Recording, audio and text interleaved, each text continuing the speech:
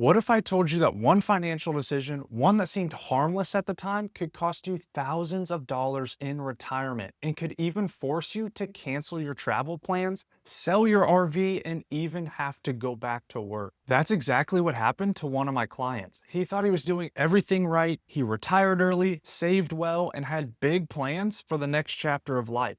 But a simple mistake, one that no Medicare advisor warned him about, changed everything. The story I'm about to tell you might hit close to home, and by the end of this video, you'll understand why so many retirees are blindsided by something called IRMAA, and we're gonna go over how you can avoid it. But first, let me tell you about Rick. He came to me just after turning 65, and when I met with him, he was lit up with excitement. He was ready for retirement. He'd done everything he thought was right. He retired early at 62. He had nearly $400,000 in his 401k, and he had worked his whole life, construction, long hours, early mornings, and now it was his time to enjoy retirement. But at 63, Rick took out $100,000 out of his 401k to buy a fishing boat, something he'd dreamed about since he was a teenager. A few months later, he withdrew another $100,000 and bought a beautiful RV, and he was ready to enjoy retirement and travel the country. And then at age 65, right before meeting with me, he took out another $100,000 to renovate his home and the last $50,000 to hit the road. He had it all planned out. He was finally going to enjoy the retirement the way he always imagined it. But then he sat down with me and I had to be the bearer of bad news. Because you see, Rick had never been told anything about IRMAA.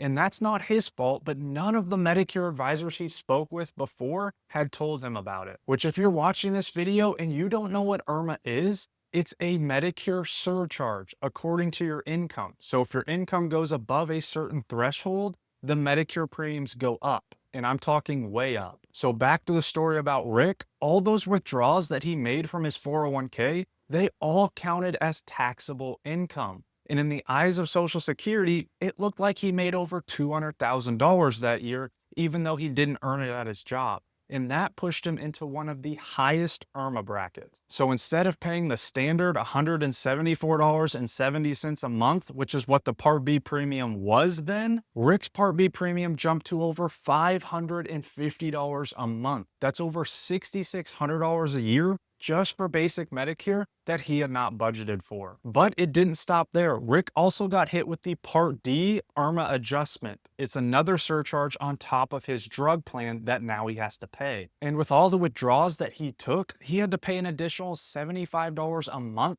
nearly $900 extra per year just to keep his drug plan that he was not planning for. And it was simply because nobody told him this would happen. And when it hit him hard. Rick ended up selling the RV and his boat. It sat in the driveway unused because he couldn't afford to use it. And eventually he went back to work part-time, not because he wanted to, but because he had to. And I'll never forget that day. He told me, I just didn't know. Nobody explained any of this to me, and I'll never forget that. Because honestly, it's not just about the dollars that he has to pay extra now. It's about losing the retirement that he planned and worked for the last 40 years. Now, I do not want that to be you. I do not want you to be Rick. So I want you to be familiar with both of these IRMAA charts that we're about to look at.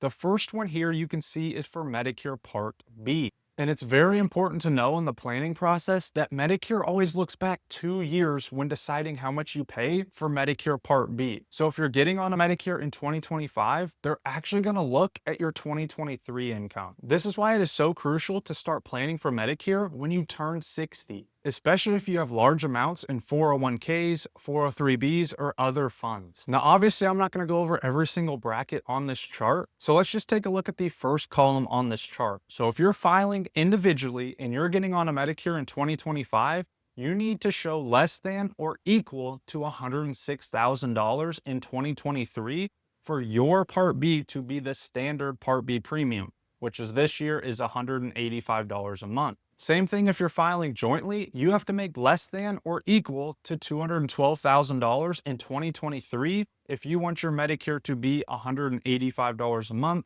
in 2025. Now, obviously, you can see the higher your income, the higher you're going to have to pay for Medicare Part B.